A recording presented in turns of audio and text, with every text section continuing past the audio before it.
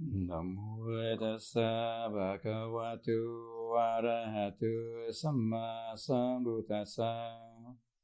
Namo tassa bhagavato arahato samma sambuddhassa. Namo tassa bhagavato arahato samma sambuddhassa. Buddhang Dhammang Sanghang Namasami.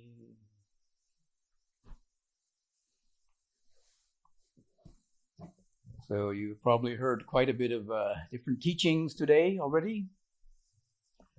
And in principle, it's the same teachings, both the Buddhist teachings, but each one of us has our own particular view of it, our own angle on it, our own experience of it. So hopefully I don't say anything contrary to what Ajahn Chah has said.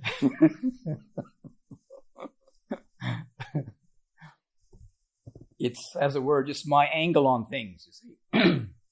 So on all these teachings, ideally we use them for contemplation and reflection, not to be just believed in, but to use them as themes for contemplation. So sometimes hearing certain, even familiar teachings from a different perspective can be very helpful. We get a new angle on it, a new perspective on it. I spent a few years with Ajahn Chah in Thailand, and if I look back at his teachings, many times he repeated the same thing over and over again, the basic fundamental teachings of the Buddha, but most of the time I didn't understand what he's talking about. I don't think it was only me being particularly thick. I think the point is that by repetition, it affects different levels of our consciousness, of our mind. So sometimes the mind is in a receptive space, is able to receive the teachings. Other times maybe not in a very receptive space. So you can hear it, as Ajahn Chah would say, probably, you hear it with your ear, but it doesn't enter your heart. This comes across much better in Thai language. You say you hear with your ear, but doesn't enter the heart as khao chai, mai khao chai. Khao hu da mai khao chai. Goes into your ear, but doesn't reach your heart, you see. So even though you hear the words, but you understand it. And khao chai, enter the heart, in Thai means to understand. So you can hear the same thing over and over again, but does it really reach your heart to understand what it's really all about? That's the most important aspect of the Buddhist teachings, to understand it. So that's why sometimes some of these themes for reflection are very helpful, because we can go over them again and again and again. And maybe once in a while, they seem to make sense to us, or they come together. So even though we hear the same things, it can be very helpful to listen to them with a receptive mind. And I don't know many of you, I don't know what your experience is. So I just have to kind of guess, hope for the best. But the teachings of the Buddha, of course, they come from different strata of our mind, different levels of our mind. The Buddha taught for 45 years to different people at different times, people at different levels of awareness, different levels of understanding. So fortunately, we still have this teaching available to us. And sometimes these teachings do have, some meaning for us, maybe only at an intellectual level. Other times they have a much more of a deeper level, you can say more intuitive level in our minds.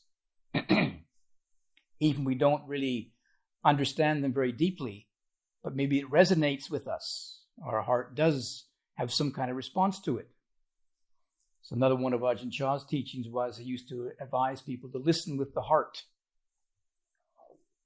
And this was especially helpful, I think, at least for myself anyway, as a Westerner, because first of all, hearing Thai language, I had to translate in my brain, to English.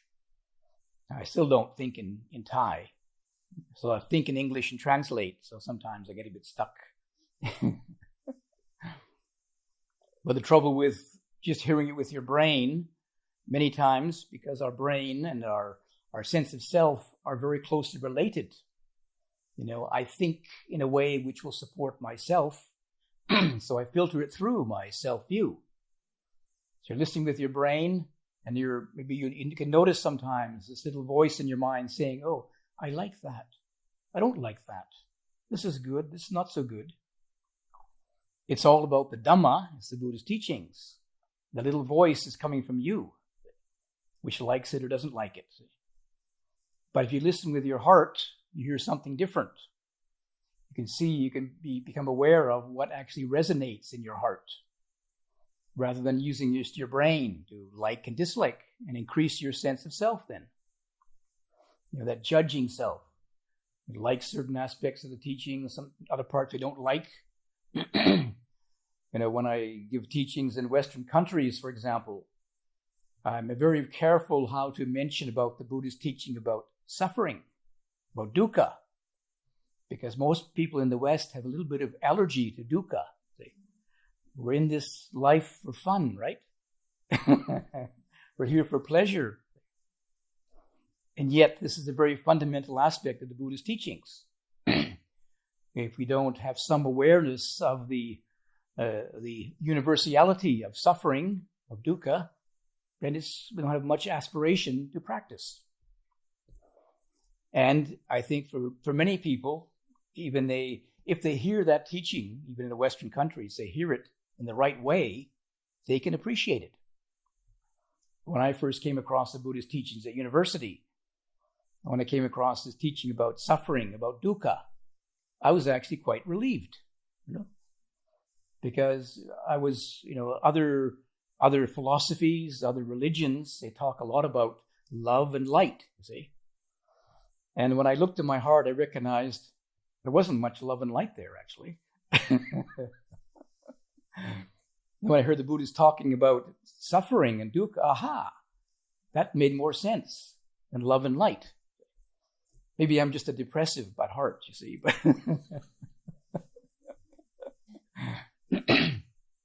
And I was very impressed with the Buddha that he starts off his teaching very, very, I would say, very practically. Starts off with suffering. He wasn't there to impress people. If you're going to impress people, you don't start off talking about suffering. If you go to a party and somebody says they're suffering, you immediately get away from them, right? But if somebody says, oh, I had a great holiday, you want to hear more about it, you see? You want to join the fun too.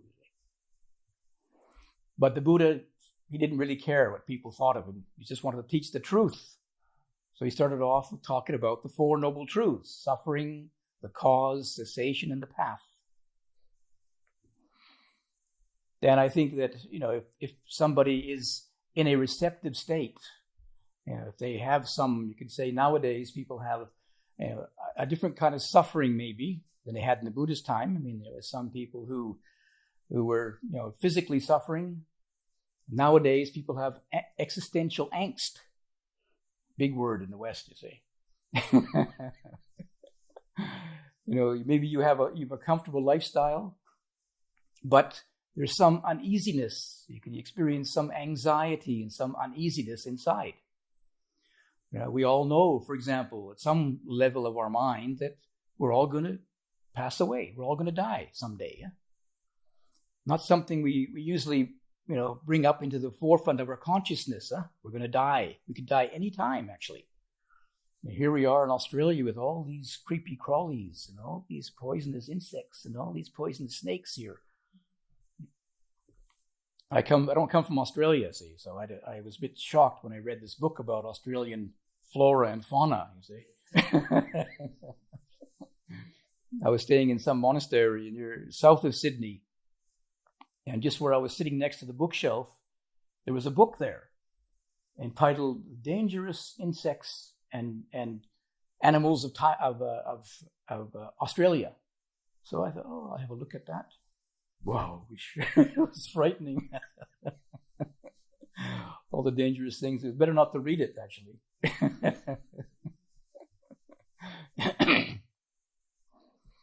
But we usually don't think about those kind of things, even though we know in the back of our mind somewhere we're all going to die one day.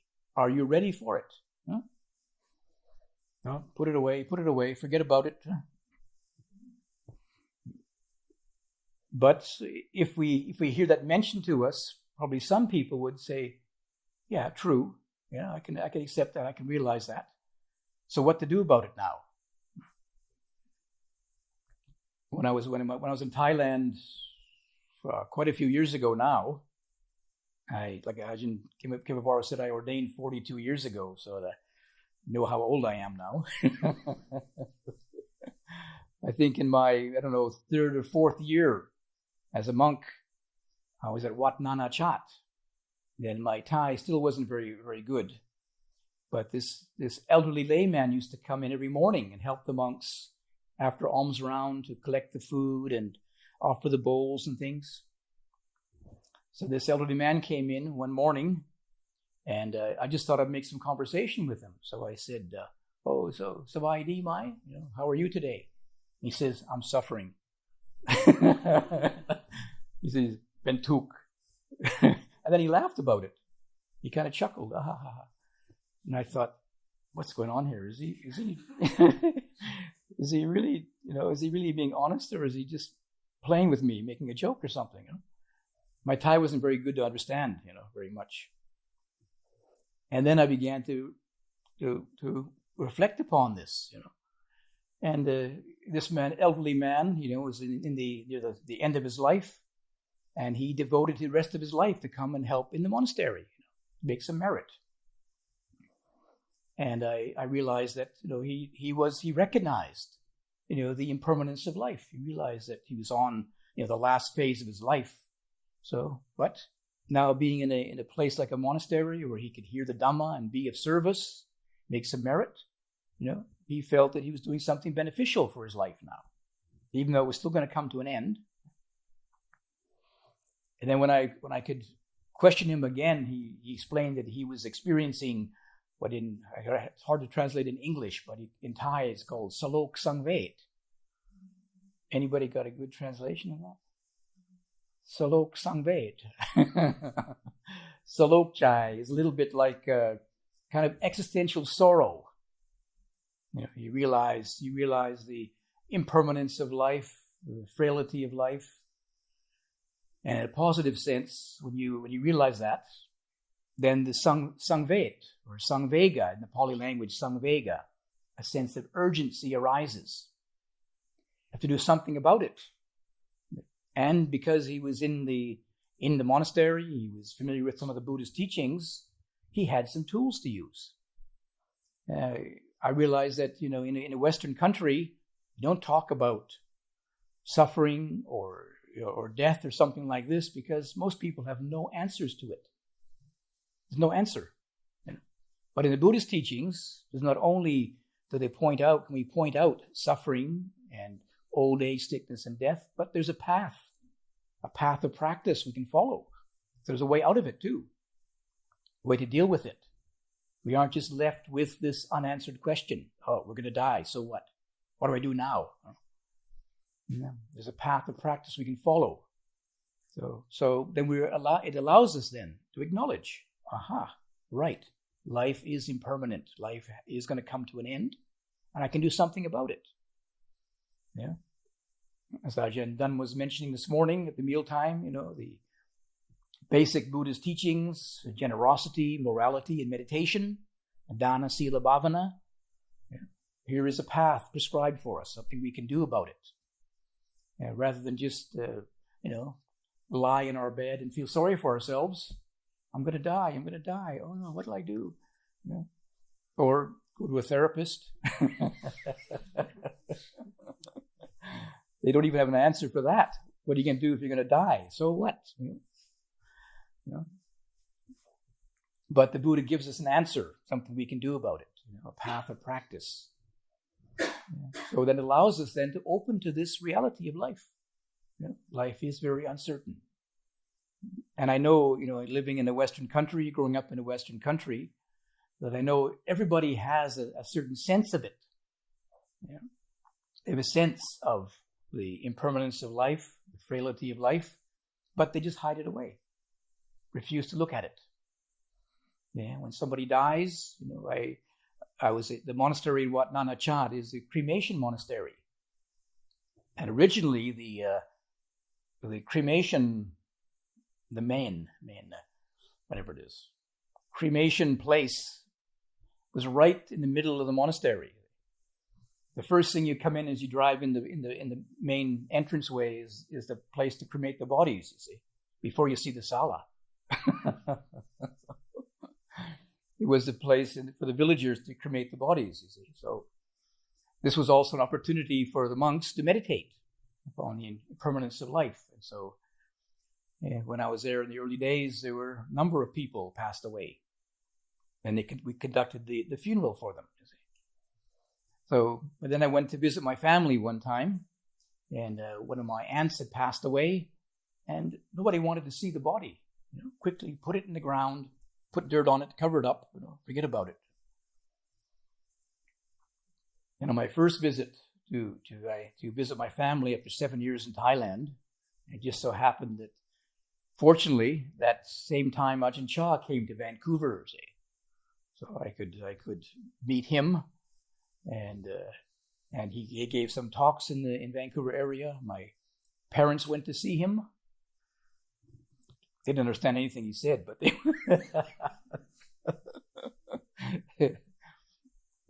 remember my parents came to the talk at the university, and at the end of the talk, Ajahn Chah was getting up to go to leave, and then my father came over, and so I introduced them. I said, "Oh, Ajahn Chah, this is my father." And they're both about the same size, like both near the same age. So Ajahn Chah just held out his hand and said, "How do you do?" And my father almost fainted on the spot. If you admit Ajahn Chah, you can realize the power of his presence, the charisma you feel. And then to actually shook his hand, he must have got like a spiritual shock.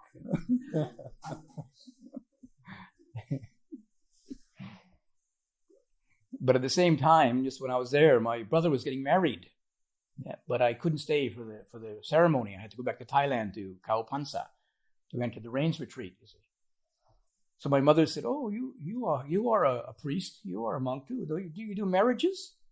I said, no, I don't perform marriages. He said, "What do you do?" I said, "I just do funerals."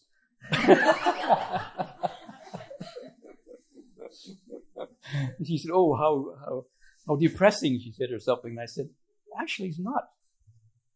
The funerals in Thailand are actually quite a joyous occasion. People know somebody's passing away.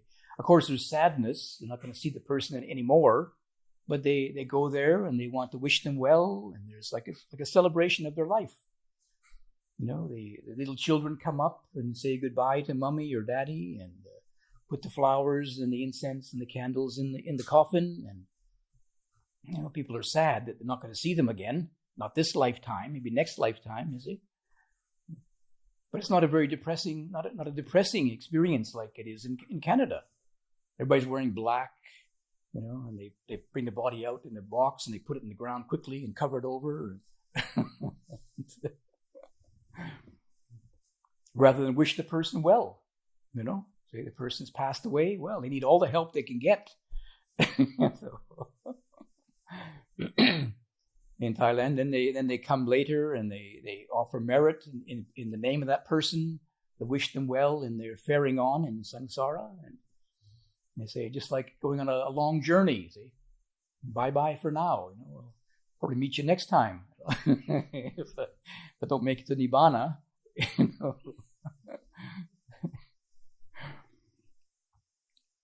But even though, this kind of culture, I think, permeates, the culture of Thailand because of this teachings from the Buddha. Okay, this person, maybe this lifetime, they haven't made a lot of merit. They haven't succeeded in realizing Nibbana. So they got another chance to come around again. Next time they come around, and maybe they have better chance to practice. But the teachings are always there. So fortunately, the Buddhist teachings are they're the universal teachings. The Dhamma is always present. And maybe if you're really lucky, you come back with the next Buddha, see, and then you can hear the teachings and get enlightened very quickly. But don't count on it. Don't hold your breath. There's only one Buddha in a very long time, so we have to be careful, not to count on that one. So. But the teachings are there all the time for us to practice, and very at a sort of a simplest form. Every one of us has the possibility to be awakened, to put to practice these teachings, to put them into our life, and realize the benefit of it. I mean, sometimes we can maybe reflect upon the obstructions we have. Some people they undermine their efforts by reflecting upon the negative results. They say, "Oh, this lifetime, I'm born in a country like Australia. See, there isn't many monks around teaching me,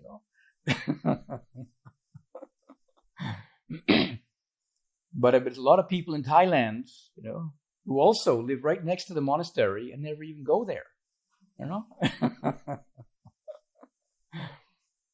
Or they go there once in a while, and don't understand what's going on. I know when I met people in Switzerland, some Thai people, and they would, their husband asked them, "What is this Buddhism thing?" They say, "Got to go ask the monk. Ask the monk." And then they come to the monastery and they see their wife bowing 3 times, and they say, "Why are you bowing 3 times?" "My grandmother told me to." They don't even know that they're bowing to the Buddha, Dhamma, Sangha. Because they're taught as little children just to bow, see? Because grandmother said so. Why do you bow? I don't know. The grandmother said so. Even though they grew up in a Buddhist country like Thailand, they still don't know what's going on.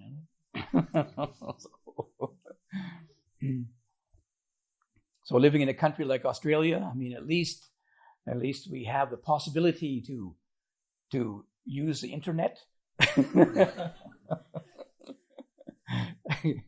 You can study, you can read the books now, you can read the Buddhist scriptures in English language. Even in Thailand now, I don't know about now, presently, but previously, Thai people couldn't read the Buddhist scriptures. Can you read it now? Yeah? It's been translated into proper Thai. Not exactly, right. Yes, yeah. Only in this, last century, I think, maybe there was a translation from the Pali into Thai, but it was very, very high Thai. Very, very sophisticated Thai language, you see. So the average person couldn't read it. The average village person couldn't read the scriptures. You have to be well educated. Previously, only the monks could read it because it was in Pali, see. So we had to study Pali first and read the scriptures and then try to explain it in the local language, you see. And many times even the monks couldn't do that because unless you were very well educated and learned the Pali language, you couldn't read it yourself. But nowadays, at least in English, we have the whole of the Pali Canon virtually translated into ordinary English language. So, you say, I live in a place like Australia, very far away from the center of Buddhism, see? But we have access to the Buddhist teaching still. And you can also look on the internet and you can find out where there is meditation retreats. I remember when I went to Thailand the first time, I was looking for a place to do meditation practice. I'd already been to Sri Lanka before that, learned meditation. So I thought I just needed a place, just find me a meditation monastery in Thailand. I heard Thailand is a place with many monasteries, many ajahns. So go to Thailand and you find a meditation monastery. So I remember walking around the streets of Chiang Mai looking for a monastery. Hundreds of monasteries, no meditation.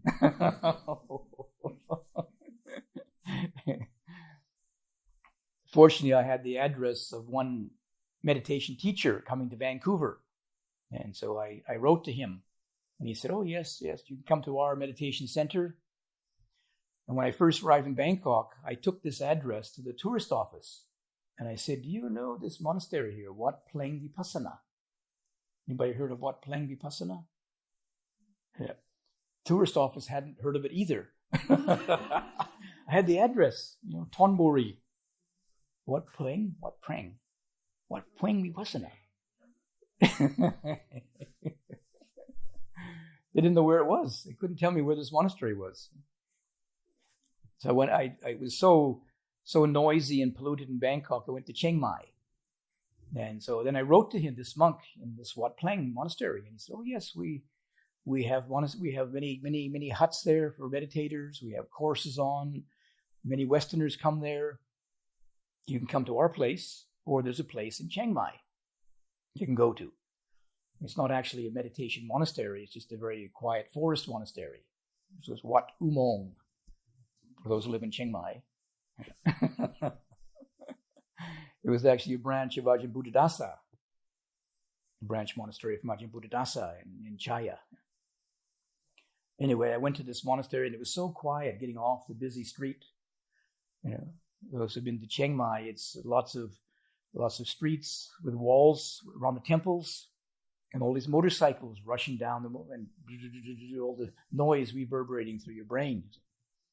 But this was a quiet place in the countryside, out near the base of Doi Sutep, the mountain near Chiang Mai. So it was a very quiet place. So fortunately there was a German monk there who spoke English and Thai, and so he said, oh yes, you can come here and be my student. So I could stay there and meditate. And the only, limitation was that there was no real teacher there. It just was a quiet place, and I didn't really necessarily want a teacher because I already learned meditation my way. I don't want anybody else telling me how to meditate. I know how to do it.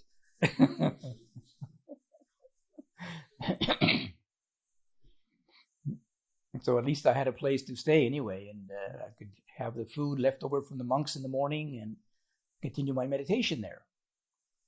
But after a few years, of course, the limitations of that, just listening to your own mind, you hear your own story over and over again, you see. And it's about having some guidance, some themes to reflect upon, some teacher to give you some instructions, and you just keep hearing the same stories again. So eventually I decided to go and see Ajahn Chah anyway in Ubon. And just going to his monastery was already like, this is how it was in the time of the Buddha. Monks living in the forest, in little huts in the forest, meditating. And in those days, it was quite simple living, 40-odd years ago, or 35 years ago or so. No electricity, no running water. The running water was the monks carrying the buckets of water. That was the running water. We had to haul the water from a well, put it on some big metal buckets, and carry them to the bowl washing, to the foot washing, to the bathing area. See?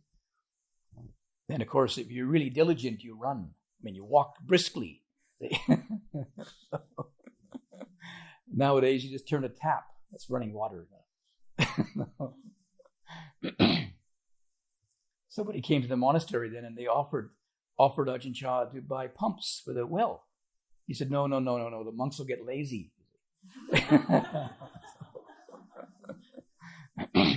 We already had to walk, 3 to 5 kilometers in alms round every day, because Wat Pah Pong was quite far away from the villages, a little bit closer in Wat Nong Pah, but just being able to have the simple life, to meditate there, and then occasionally Ajahn Chah came to give some guidance and instructions. And like I mentioned, he didn't always say anything, so-called so profound, going through the same basic teachings over and over again, but occasionally they made sense. Oh yes. And because the consistency of it, this was also the teaching that he followed. For many years now, he must have been a teacher for I've been a monk for like 30, 40 years, and he'd been following these teachings all this time. And obviously he had some results from his practice. One could recognize that. That here was not only when I was at university in Vancouver, I read some books about Buddhism, you see. I even took a course, comparative religion, so I should know about Buddhism. But then it was in a book, it was coming from your brain, you see. And then meeting Ajahn Chah, he was like a living embodiment of it. When you read some of these translations into English, some of these translations, they sound very, you can say, abstract. They're a bit formal, just like the word for anicca, or we translate it as impermanent. How many letters is that word? Impermanent, you see, about this long. Huh? In Thai, they just say "my ne." Very simple, uncertain. That was one of Ajahn Chah's most frequent teachings, I think. We would assume everything's permanent. You see, in English, you assume it's permanent, and then you have to say no, it's impermanent. You see? So the kind of basic default is things are permanent. Then occasionally they're impermanent. They break. So many times we get caught up with that attitude. Oh, things are permanent. We'll do this, we'll do that. It'll go like this. And Ajahn Chah would say, "My ne." Stop. That the main truth is impermanent. The main truth is uncertain. We assume that things are certain, they're going to work out this certain way, and I'll have my desires fulfilled. And he says, no, uncertain. Kept reminding us, uncertain. So it's like having the rug pulled out from underneath you sometimes, We just assume everything will be just like this, like the same tomorrow as it is today. Yeah? My ne.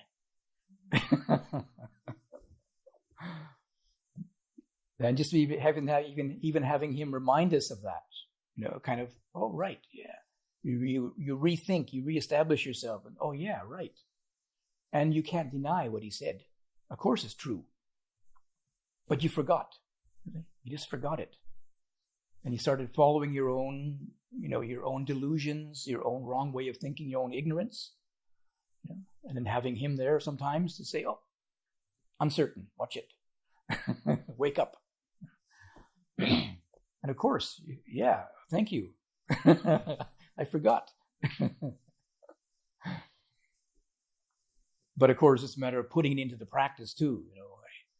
I realized at one point, just by living near him for some time, that there was the danger of just sort of feeding off of his wisdom. This is what also I experienced with the disciples of Ajahn Buddhadasa. Because Ajahn Buddhadasa wrote many books. So it's very easy to read his books and feel very inspired, you see. You can read these books and you think you know it. So you go around quoting, Ajahn Buddhadasa said this, Ajahn Buddhadasa said that, but how about you? What's your wisdom? What did Ajahn Buddhadasa say again?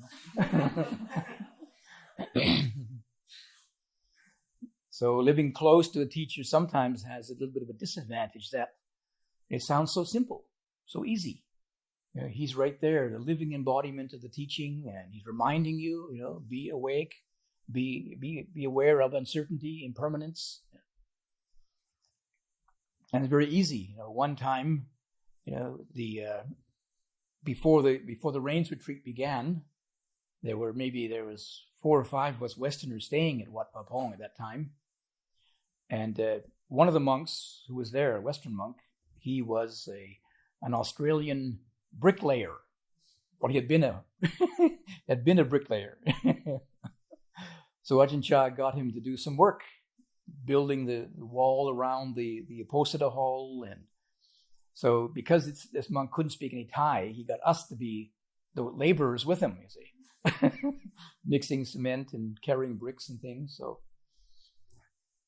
So occasionally Ajahn Chah would come over with some lukewarm Pepsi or something to raise our spirits.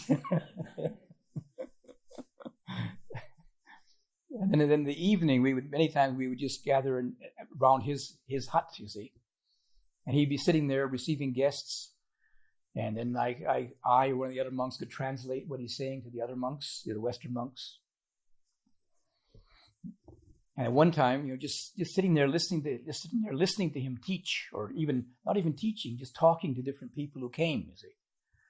There were villagers came to ask him for some advice about their problems, and people from high-ranking officials in Bangkok came to seek his advice, and just sitting there listening to him explain the teachings. I could sit there all night listening to him, just kind of wide awake.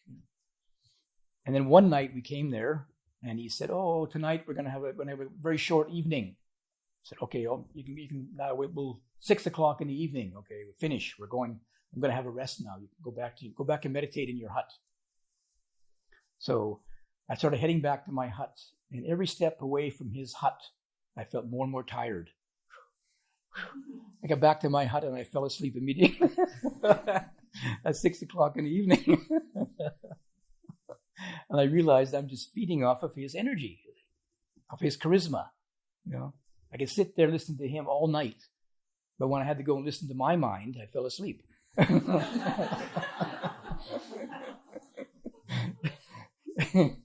Must have been terribly boring.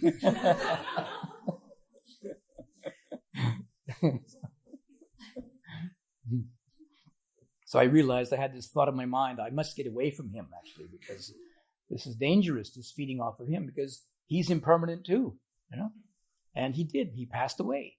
He died and passed away. And maybe some of the other of his disciples didn't really understand this. And so when he passed away, they also disrobed. They couldn't live without the master, without the inspiration of this great teacher. They couldn't live without him, so they disrobed then, lost the path. But fortunately, anyway, after 5 years of being a monk, we were encouraged to go on tudong. That is, wander away from the monastery, find places suitable for meditation, quiet places, or visit other teachers. So after 5 years, I took the chance to go off and visit other teachers. I went up and spent the Pansa up in the mountains in Chiang Mai and listened to my own boring mind for another. But at least I learned a little bit about how to be a bit more self-motivated. Because he was still there. He's still alive in those days, you see. So if I did feel lost or confused, and at that time he was, becoming a more well-known teacher, and he had quite a few branch monasteries, mostly in the Ubon area. Wat Nong Pah is branch monastery number 19, and he had by then he must have had 30 or 40 branch monasteries. So, if he felt some of the monk disciples were depending upon him too much, he sent them off to these branch monasteries, like being sent to Siberia. Sometimes some of them were pretty bleak and pretty. Somebody offered some banana fields somewhere on the Cambodian border, So it's a branch monastery. You got sent there, you knew, oh my goodness, will I starve first or go crazy first?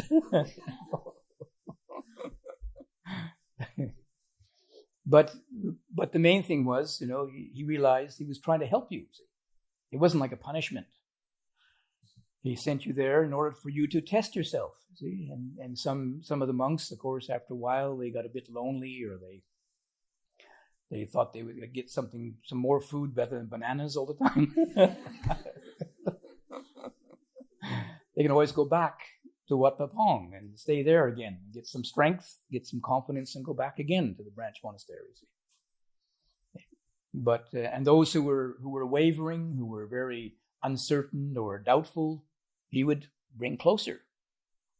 Like this one Australian monk who was there. I mean, he was sort of a doubter type, you see.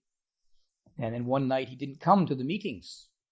So Ajahn Chah immediately said, "Where is he? Where is he? Go and call him. Tell him Ajahn Chah wants him."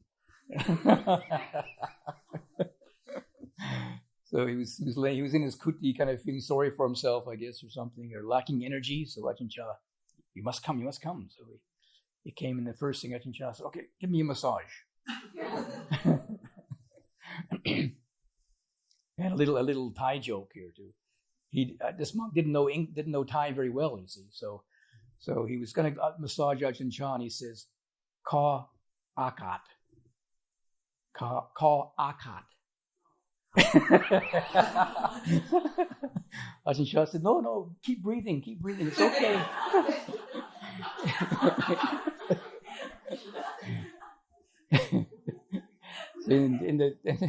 It's a little pun on the Thai language here, because if you touch a venerable monk, you should ask permission. See? Ka okat, ka okat. But he didn't know it very well, so he asked for air.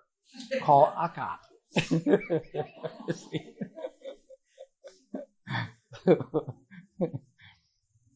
Anyway, Ajahn Chah was very forgiving.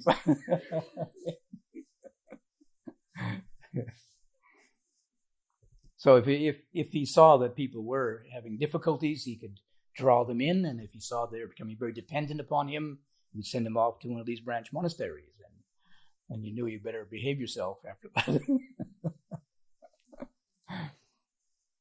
So the point was that each person needs a different approach to teachings, you see. And some people they benefit from many teachings. Their mind maybe is very, very busy, and so if they hear the Dhamma teachings, quite often, some people they're listening to tapes all the time. I'm not a great fan of tapes myself, but some people they walk around the monastery. Where was I recently? Somebody walking around the monastery, they had their headphones in. You see. I assume they're listening to a Dhamma talk and not rap music.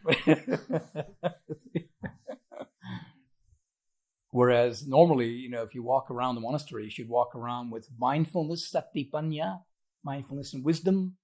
So you're aware of where you're walking, aware of the changing environment, aware of your changing moods. And ideally, I would say you shouldn't be walking around listening to Dhamma talks, you see. It's also a little bit, I would say, not very respectful either, because you should be in a right attitude, a right frame of mind to listen to a Dhamma talk, you see. Not when you're walking around, going somewhere. It's not a casual thing to hear the teachings, you see. But some people, I realize, their mind is very, very busy, very distracted. So maybe they need to listen to some skillful teachings. Say some skillful, you can say, activity of the mind. You see, if they just listen to their own mental activity, maybe it's not so skillful. All the worry and the doubt and the fear and things, not very helpful for them. So they end up increasing their unskillful mental attitudes, mental habits. Where if you change them to listening to some Dhamma teachings, maybe you hear something useful, at least you hear something which is, skillful and wise. And it can change your attitude, change your way of thinking, maybe. For other people, maybe hearing just a few words is enough. And more important, to put them into practice. We hear about dana, sila, bhavana, generosity, morality, meditation. And how many times you have to hear it before you actually do it. There is the understanding of what the teachings are, and then there's a putting it into practice. The practice of generosity, the practice of morality. And these practices can be deepened, can be broadened, can be extended to all areas of our life. Especially meditation practice. This was something which, normally, for especially people in the Western countries, we hear about meditation, and usually in the context of a certain technique. Like nowadays, there's quite a bit of talk about the practice of mindfulness. Have you heard about mindfulness? Yeah, sati, mindfulness. Yeah. It's become a very, very, in some circles anyway, become a very common word. And it's sort of trendy right now, actually.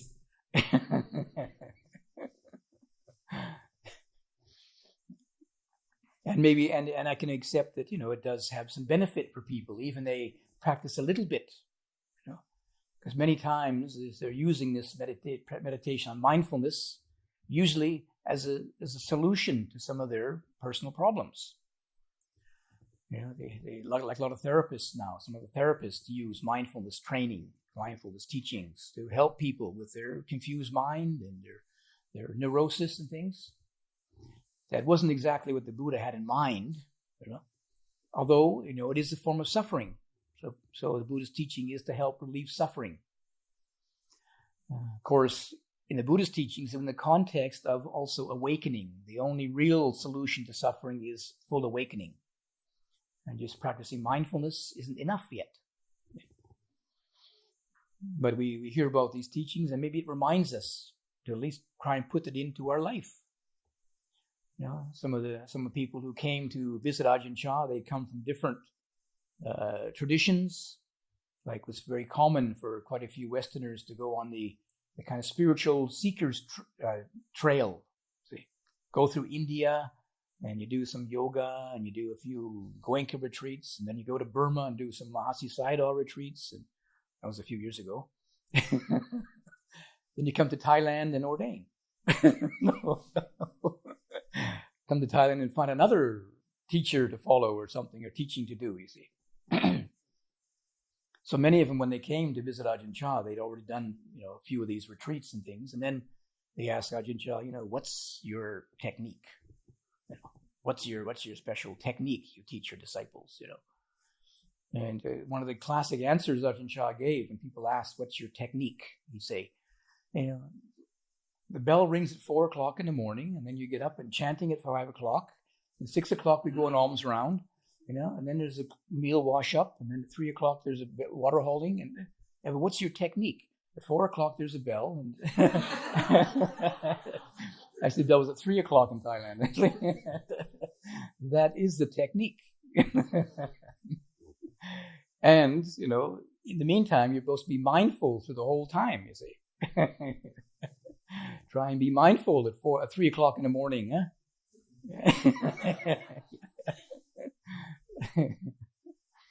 Easy to be mindful after the meal, at least for half an hour or so, especially after sticky rice. But try and be mindful at 3:00 in the morning. And so he set up the way of life in the monastery to be, as it were, a meditation retreat, if you like.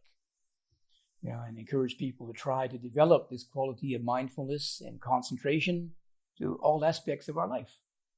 Not only when you're on some kind of specialized retreat. And in a way, it's even easier. It's easy when you're on a retreat. You have very, very few distractions, but try and develop these qualities within the midst of your own ordinary life. And that's a real, even like a kind of a test, a real challenge for you.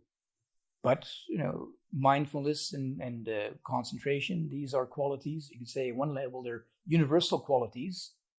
It just depends upon how we want to cultivate them. The more that we develop them, the more they gain strength, and they become then spiritual powers. They become factors of awakening, which was the title of my first book, which you forgot to mention. But maybe there aren't any copies left, maybe, or something. I don't know. Anyway. Oh. But we all have these qualities of mindfulness and concentration to some degree. But most people don't realize that if they're developed and cultivated, which is bhavana, meditation, if you like, these qualities are developed and they can become spiritual powers or factors of awakening. But, it's not a matter of just, occasionally, of course, being in a situation like a retreat situation, one can experience those qualities perhaps in an intensified form, then you can appreciate their value. We have increased awareness, for example. Not only are you more aware of your bodily sensations and your states of mind, but, right. Then you can notice maybe your old habitual tendencies obstructing that. All the old thoughts that come up, the worries and the fears and the doubts, and you realize, that there is a potential there to be the observer of this. Now, what's getting in the way of it?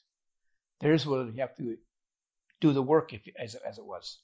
To do the work now to try and clear that old habit tendencies out of the way. And then the awareness and the clarity can arise by itself.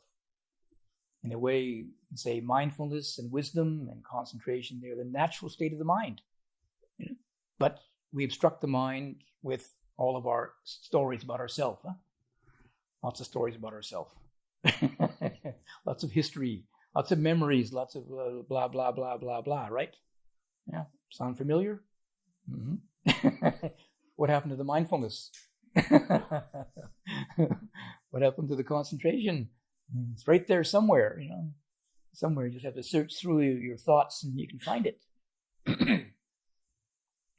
But the Buddha reminds us that potential is always there. So the more that we can try and cultivate it, which is the real meaning of the word bhavana. Bhavana means development or cultivation, mental cultivation. We translate it as meditation, and then it becomes a technique or some little device we can use to get some degree of happiness. But it's a state of mind, developing these qualities, making them part of our way of life. Maybe in the beginning, like having a retreat situation, can put us in touch with that potential. But the real practice is everyday life, how to keep those factors going. That's how we become, as it were, mindful and concentrated, not just going on a retreat for a short time and then, we got it. Come back home and what happened to it? Left it on the retreat. I got to go back there again. Is it? Take the next retreat.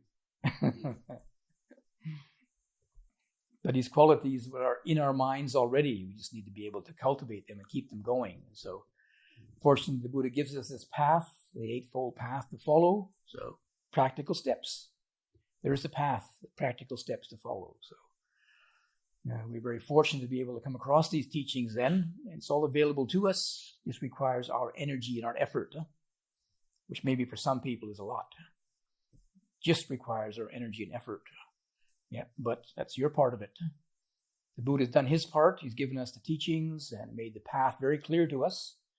Very logical, very, very simple, very clear, just for us to follow that path and find out for ourselves.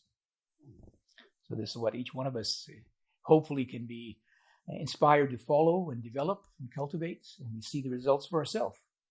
And not only within ourselves, but this has an effect in the world around us too. When my father met Ajahn Chah, for example, my father normally is very, very resistant to any kind of religion, you see. He said religion was just a racket, just a way to make money, you see. So I don't know if he wanted it as a way to save his money or it was... He was from Scotland, you see. So he wanted...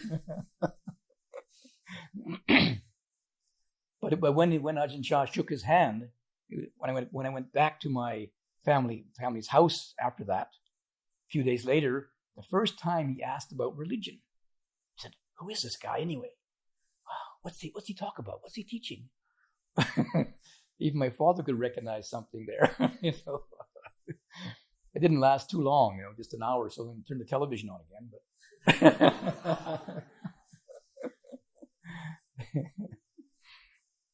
But obviously, Ajahn Chah was a result of the practice.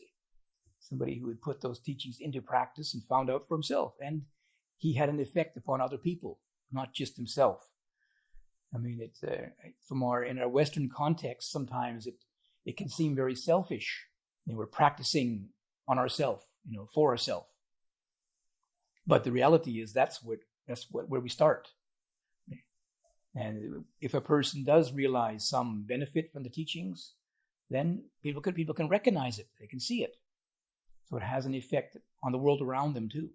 Their family and their friends. I know people who have gone on meditation retreats and then they go back home to their families. And there was one person I knew in Switzerland, and when he went on these 10-day retreats and he came home. I guess I think he had a little bit of psychic shock when he came back, from his 10-day retreat and had to go back to the bank, work in the bank in Zurich. But at one time he came back and his wife said, "You're a much better person when you come back from retreat, Go more often."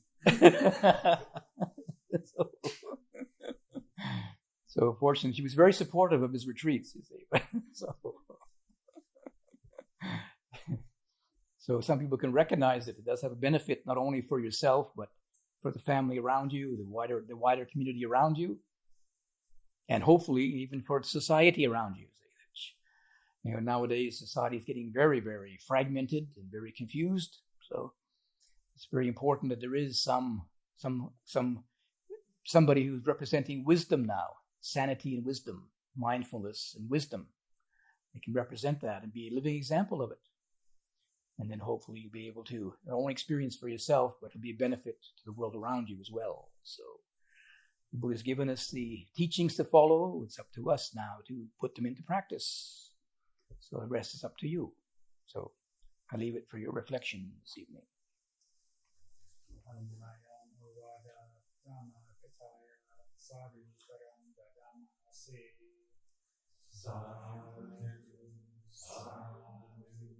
Sadhu,